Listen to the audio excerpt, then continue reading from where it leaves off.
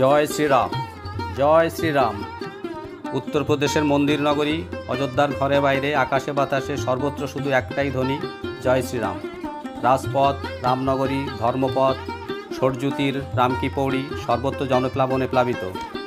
রাম জন্মভূমি অযোধ্যা নগরী যেন আজ এক টুকরো মিনি ভারত। পূর্ব, পশ্চিম, উত্তর, মধ্য, দক্ষিণ ভারতের কোথাকার মানুষ নেই এই অযোধ্যায়। শুধু ভারত কি, ভারতের বাইরে দুনিয়ার নানা প্রান্তের অগণিত ভগবান শ্রীরামের ভক্তকুল উপস্থিত অযোধ্যায়। তাই অতি স্বচ্ছন্দেই শুধু ভারত কেন, অযোধ্যাকে বিশ্বভারতের একটি ক্ষুদ্র সংস্করণ বলা বোধহয় খুব বেশি বলা হবে না। ন্যায়, নীতি এবং আদর্শ, রাজদণ্ড এবং পৌরসত্বের প্রতীক, মর্যাদা পুরুষোত্তম ভগবান শ্রীরামচন্দ্রের ঘরে ফেরার 500 বছরের সুদীর্ঘ সংগ্রামের পর গত 22 জানুয়ারি স্বগৃহে ফেরা এবং বালকরূপী রামলালার প্রাণ প্রতিষ্ঠার পর অযোধ্যা আজ প্রকৃতই রামরাজ্য। শ্রীরামের প্রতি, শ্রীরামের নীতির আদর্শের প্রতি বিশ্বাসী সমর্পিত মানুষজন, অগণিত ভক্তকল অন্তত সেটাই মনে করেন, সেটাই বিশ্বাস করে। যে বিশ্বাস আর শ্রীরামচন্দ্রের প্রতি অন্তহীন ভালোবাসার কারণে সারা ভারত, সারা দুনিয়ার শ্রীরাম ভক্ত মানুষজনের লক্ষ্য আজ অযোধ্যা। একটিবার শ্রীরামকে সচক্ষে দর্শন, যে লক্ষ্য প্রত্যাশা নিয়ে প্রতিদিন বাসে, ট্রেনে, আকাশপথে হাজার হাজার রামভক্ত মানুষের জনস্রোত আসছে পড়ছে এই অযোধ্যার বুকে। যে স্রোতের বাইরে থাকতে পারিনি আমরাও। একই লক্ষ্য, একই প্রত্যাশা নিয়ে আজই সকালে সুদূর পশ্চিম বাংলার বর্ধমান থেকে অযোধ্যায় এসে পৌঁছেছি আমরা। এই হোক, ফাইনালি আমরা রাম দর্শনে এখনই বেরোবো। নবনির্মিত রাম মন্দির এবং রামলালাকে দর্শন করব। সাধারণত এখানে যারা আসেন তারা সরজু নদীতে গিয়ে আগে স্নান করেন, তারপর সেখান থেকে হনুমানগড়ি এবং হনুমানকে দর্শন করার পর অন্যান্য জায়গায় দর্শন শুরু করেন।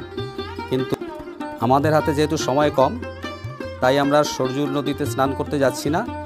আমরা এখান থেকে স্টেশন থেকে ডাইরেক্ট নবনির্মিত রাম মন্দিরের পথে পা বাড়াচ্ছি, অর্থাৎ রামলালা পর্ব, দর্শন পর্ব শুরু হচ্ছে এখান থেকেই। আপনারা সঙ্গে থাকুন। জয় শ্রীরাম। অবশেষে আমরা রামনগরী অযোধ্যা ধাম রেলওয়ে স্টেশন নামলাম। এইমাত্র পৌঁছলে, 1 ঘন্টা 40 মিনিট লেটে ঢুকলো। সকাল 6:21 টাইম ছিল, এখন 8টা। আমরা এখন স্টেশন থেকে বেরোবো। স্টেশন থেকে বেরিয়ে প্রথমেই যাব শ্রী রামলালা দর্শনে, তারপরে অযোধ্যার অন্যান্য দর্শনীয় স্থান, নয়াঘাট, জানকী মহল, কৈকেয়ী ভবন, সীতাকি রসুই সবই ঘুরে দেখব। হনুমানগড়ি অবশ্যই যাব, সেগুলো আপনাদের দেখাবো, আপনারাও দেখবেন আমাদের সাথে। এখন স্টেশন থেকে বেরোই, স্টেশন থেকে বেরিয়ে পরের অংশে আপনাদের সেসব দেখাবো। এখানে এসেছিলাম, তখন স্টেশনের চেহারা অন্যরকম ছিল, এখন স্টেশনের চেহারা পাল্টে গেছে। একটা লক্ষ্য নিয়ে সবাই এসেছেন এখানে। শ্রী রামলালার দর্শন, নতুন রাম মন্দির দর্শন। আজ থেকে 1.5 বছর আগের অযোধ্যা ধাম রেল স্টেশনের যে চেহারা ছিল তা সম্পূর্ণ বদলে গেছে। এই ওভারব্রিজ দিয়ে গিয়ে বাঁদিকে আমাদের যেতে হবে। বাঁদিকে মেন গেট দিয়ে বেরিয়ে মেন রাস্তায় গিয়ে কিছুটা গেলেই রাম মন্দির যাওয়ার রাস্তা।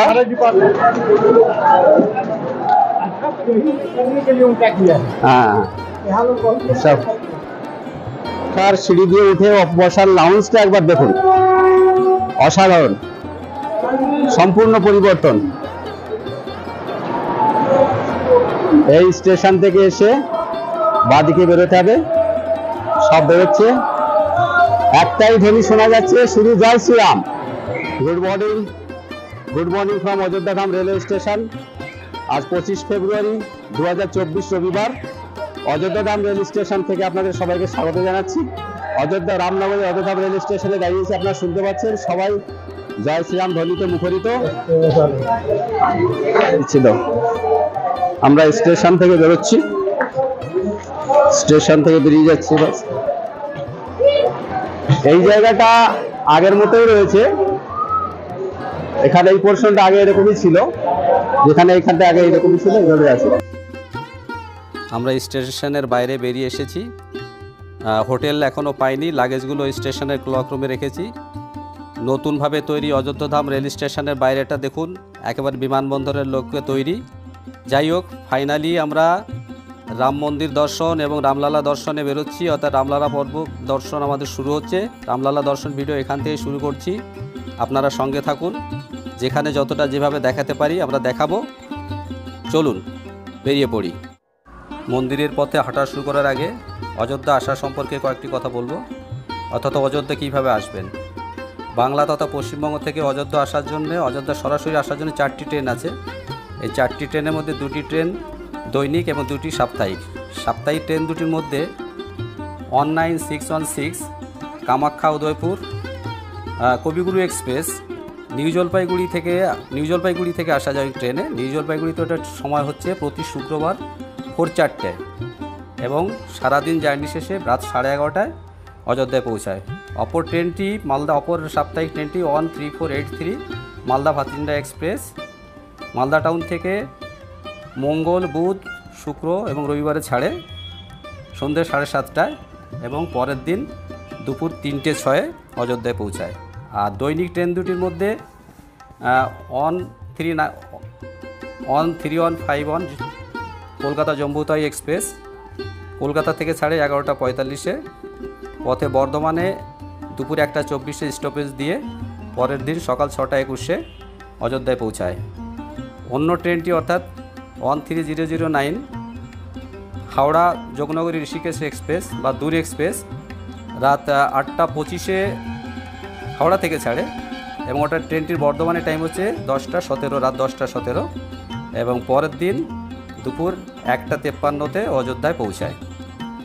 আচ্ছা, অযোধ্যা আসার ব্যাপারে এই ট্রেনের সূচিগুলো আমি দিলাম, আপনারা দেখে নেবেন যদি আপনাদের কিছু সুবিধা হয়। জয় শ্রীরাম। ডান দিকে স্টেশন থেকে বেরিয়ে বাঁ দিকে এসে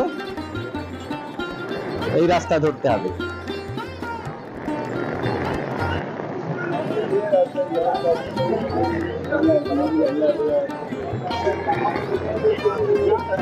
এইটা মেইন রাস্তা যাচ্ছে, এদিকে মেইন রাস্তা, सामने रास्ता रामसरणी राम मंदिर जाने का रास्ता, रामसरणी जाने का रास्ता है इधर।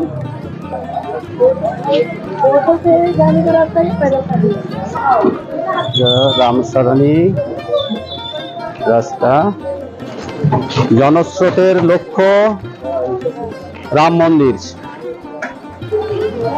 रामलाला दर्शन।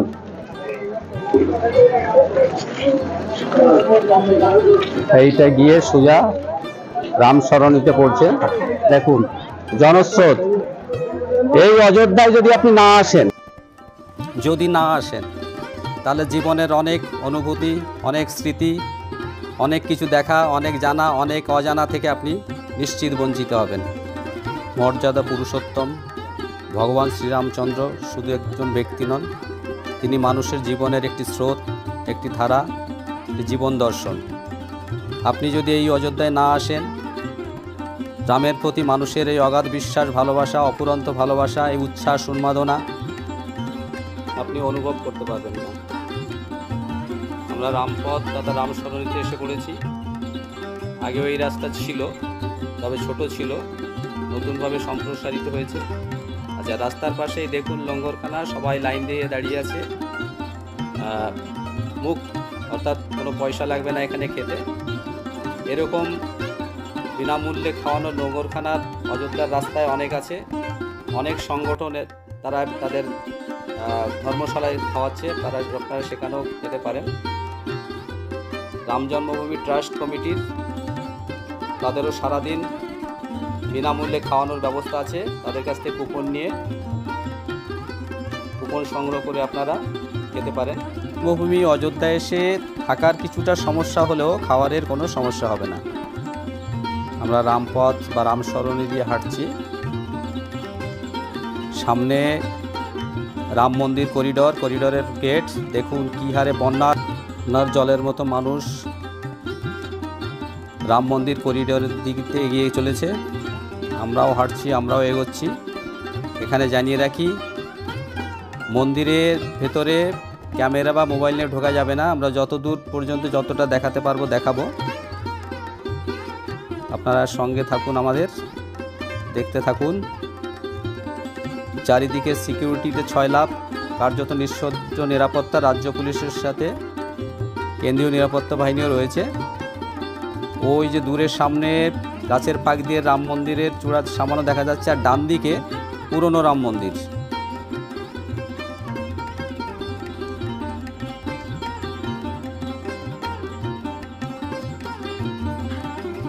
সামান্য রাম মন্দিরের কাজে যে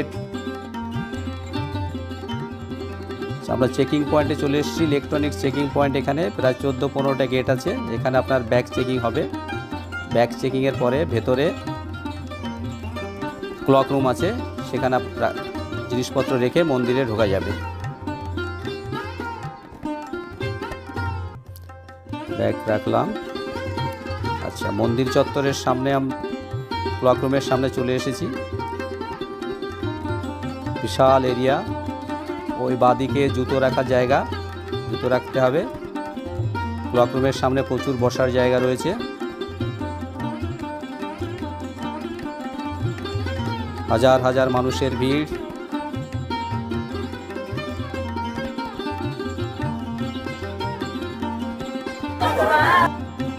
ক্লক রুমের সামনে প্রচুর ভিড়। অনেকগুলো কাউন্টার আছে। এই দিকের কাউন্টারে রাখতে হবে এবং নেওয়ার সময় উল্টো দিকের কাউন্টার নিতে হবে।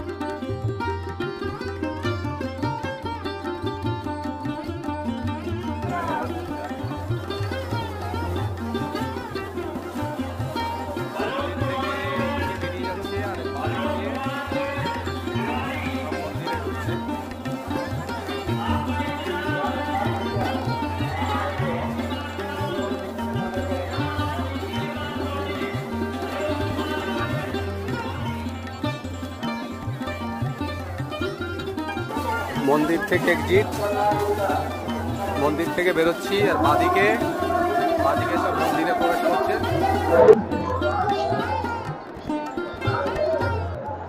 जानकी मार्ग,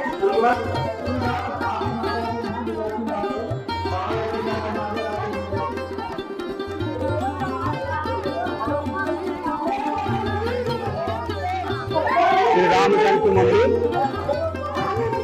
রাম মন্দির থেকে বেরোবার পথে দেখা যাবে, আলাদা করে দেখতে আসতে পারে শ্রী রাম জানকী মন্দির। শ্রীরাম জানকী মন্দির। আমরা বেরিয়ে যাচ্ছি। আমরা এখান থেকে এবার স্টেশন যাব। স্টেশন থেকে ক্লক রুমে আমাদের লাগেজ রয়েছে, সেইগুলো লাগেজগুলো নিয়ে আমরা যাব হোটেলে। রাস্তার যা পরিস্থিতি, হোটেলে যাওয়ার জন্যে হয়তো আমাদের হেঁটেই যেতে হবে, কারণ আমাদের যেখানে হোটেলে সেখানে যাওয়ার কোনো সাধন, অর্থাৎ অটো বা অন্য কিছু গাড়ি পাওয়া যাবে বলে মনে হচ্ছে না।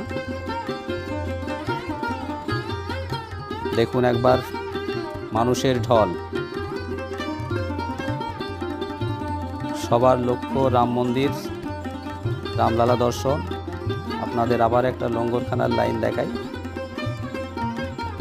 সব প্রসাদের জন্য লাইনে দাঁড়িয়ে আছে। স্টেশন যাচ্ছি, লাগেজ নিতে হবে। স্টেশনে চলে এলাম, এবার লাগেজ ক্লক রুমে যেতে হবে।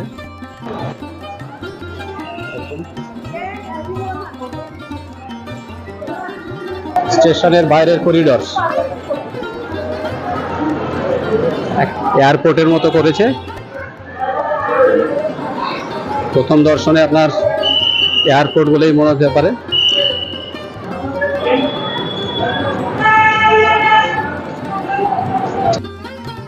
আমাদের আবার স্টেশনের ভেতরেই ঢুকতে হবে, কারণ ক্লক রুম ভেতরেই রয়েছে।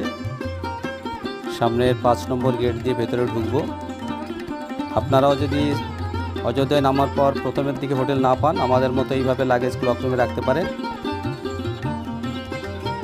দেখুন বসার লাউঞ্জ, বসার ভালো ব্যবস্থা রয়েছে। টয়লেটও আছে, কোনো সমস্যাই হবে না। ক্লক রুমে লাগেজ রেখে প্রথমে যেখানে যেখানে দেখতে চান দেখে নিতে পারেন, তারপরে হোটেলে গিয়ে হোটেলের রুম পাওয়ার পরে সুবিধা মতো অযোধ্যা ভ্রমণ সম্পন্ন করতে পারবেন।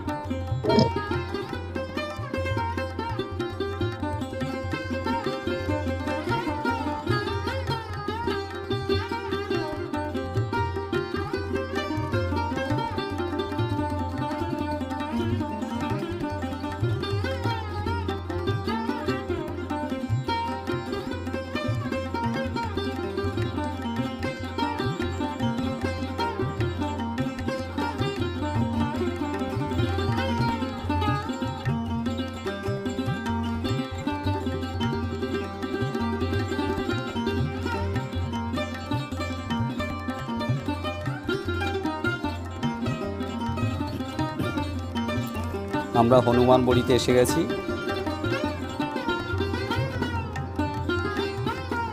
এই দেখুন সামনে হনুমানগড়ি। রামনগরী অযোধ্যার জনপ্রিয় মন্দিরগুলির মধ্যে হনুমানগড়ি অন্যতম। অযোধ্যা নগরীর কেন্দ্রস্থলে অবস্থিত শ্রীরামের প্রধান ভক্ত বীর হনুমানের বাসস্থান। সাধারণ মানুষ এবং শ্রীরামের ভক্তদের কাছে এই হনুমানগড়ির গুরুত্ব অনেক বেশি এবং হনুমানগড়ি অত্যন্ত প্রিয়। মনে করা হয় এবং মানা হয় শ্রীরামচন্দ্র লঙ্কায় রাবণ বধের পর সীতাকে নিয়ে যখন অযোধ্যায় ফিরে আসেন, তখন হনুমান ও শ্রীরামচন্দ্রের ছায়া সঙ্গী হিসাবে অযোধ্যায় আসেন এবং এই স্থানে বসবাস করতে শুরু করেন। তৈরি হয় হনুমানগড়ি। মনে করা হয় এখান থেকে হনুমান তার প্রভু শ্রীরামের এবং মাতা সীতার দ্বাররক্ষী হিসাবে নিজেকে সমর্পিত করে এবং সেই থেকে হনুমান সেই কাজ আজও করে চলেছে। সেই বিশ্বাস এবং রীতি মেনে অযোধ্যায় আসা অধিকাংশ সাধারণ মানুষ প্রথমে হনুমানগড়িতে হনুমানের পুজো করে তারপর শ্রীরামের দর্শন সহ অযোধ্যার অন্যান্য মন্দির দর্শন করে। একটি উঁচু টিলা বা ঢিবের উপরে অবস্থিত এই মন্দিরটি ৭৬টি সিঁড়ি পেরিয়ে উপরে আসতে হয়। নতুন রাম মন্দির তৈরি হওয়ার পরেও এখনও অযোধ্যার সর্বোচ্চ স্থানে অবস্থিত হনুমানগড়ির এই হনুমান মন্দির। হনুমানগড়ির এই মন্দির থেকে মাত্র ১৫০ মিটার দূরেই রয়েছে রাজা দশরথের রাজমহল। আমরা এখন সেখানেই যাচ্ছি। আমাদের পরবর্তী দর্শনীয় স্থান বা দর্শনীয় চক্রবর্তী মহারাজ দশরথের দশরথ মহল।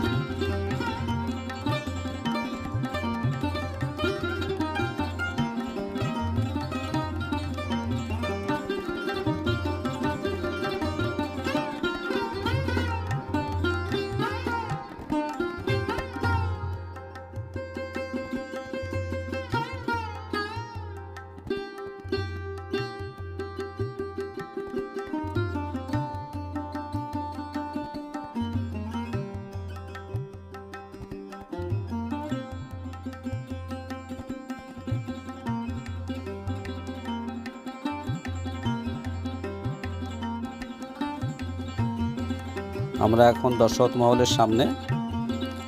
এই ডান দিকের রাস্তা কনক ভবন যাচ্ছে। দেখুন এখানেও নিশ্ছিদ্র নিরাপত্তা, প্রচুর পুলিশ কর্মী এবং সিকিউরিটি কর্মী বসে আছে সামনে। আচ্ছা, ডান দিকে এই দিকের এই রাস্তাটা যাচ্ছে রাম জন্মভূমি তীর্থক্ষেত্র।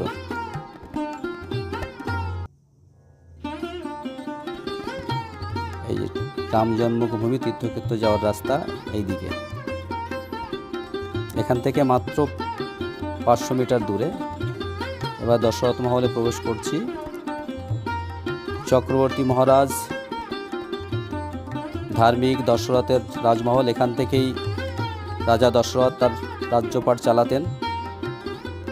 শ্রীরামচন্দ্র ভাই ভরত, লক্ষ্মণ এবং শত্রুঘ্নকে নিয়ে এখানেই ঘোরাফেরা করতেন। এখানেই শৈশবে রাজা দশরথের সঙ্গে এবং মা কৌশল্যার সঙ্গে কাটিয়েছেন।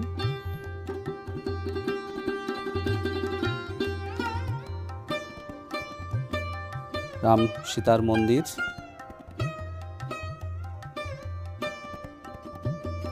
এরপর দশরথ মহল থেকে বেরিয়ে আমরা যাব কনক ভবন।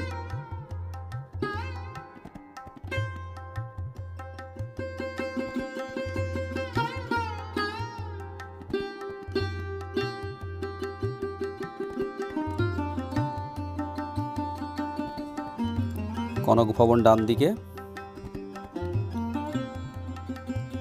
আর একটু এগোলেই সামনে কনক ভবন।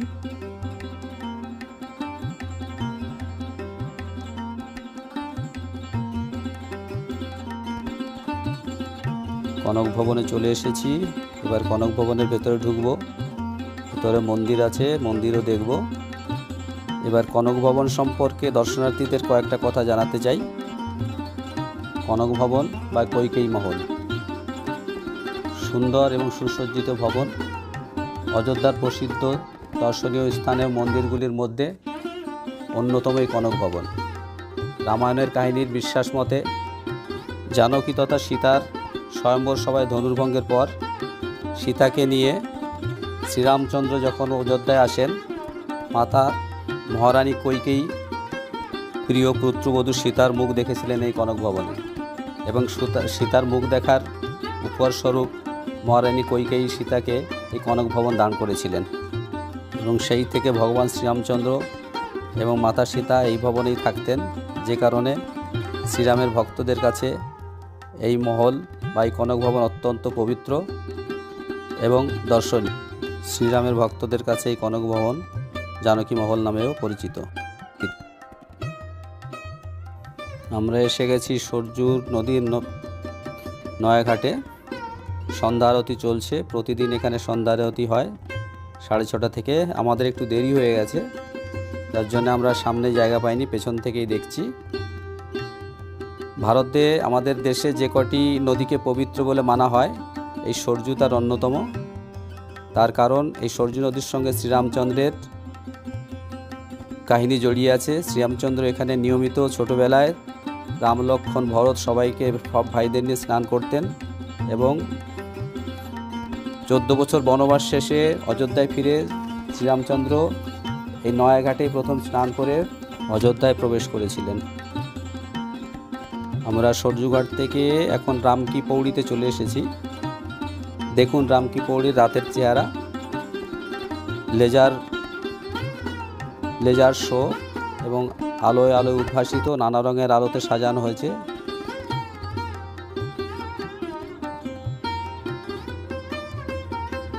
অসাধারণ দৃশ্য।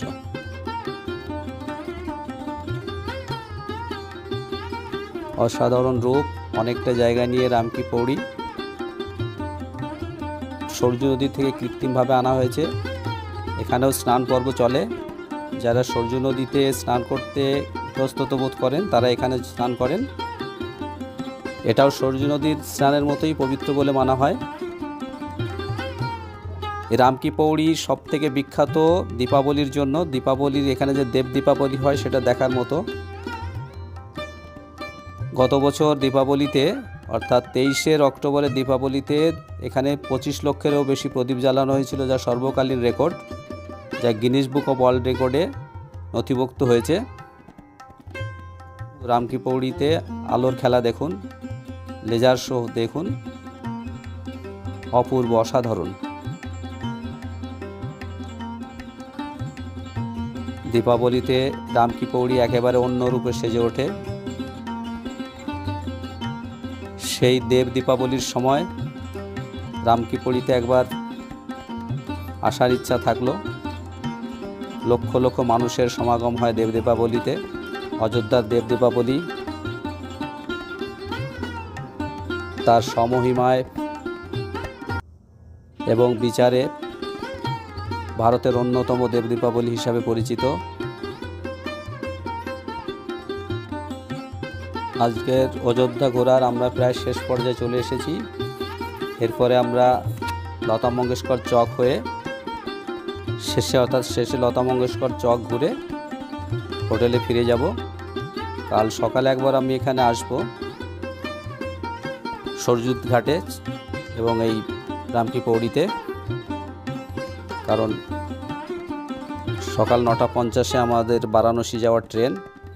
খুব বেশি সময় আমরা এখানে দেখতে পারবো না, অন্য আর কোথাও আমাদের পক্ষে যাওয়া হবে না। শুধু সরজু ঘাট এবং রামকি পৌড়িতে ঘুরে আমরা কাল সকালে আমাদের অযোধ্যা পর্ব সমাপ্ত করব এবং 9:50 ট্রেন ধরে আমরা বারাণসী যাব।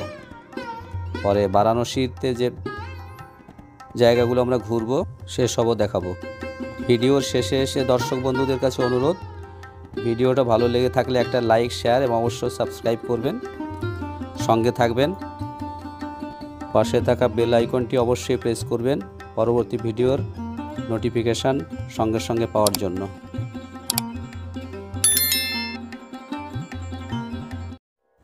আবার একবার সরজু রাইডে এলাম, রিভার সরজু। সরজুর নয়াঘাট প্রভাতী স্নান চলছে। যেহেতু সরজুতে স্নানের পর অযোধ্যা ভ্রমণ শুরু হয়, তাই অযোধ্যা ভ্রমণ সম্পর্কে কয়েকটা কথা বলার জন্য আমরা এখানেই ফিরে এলাম।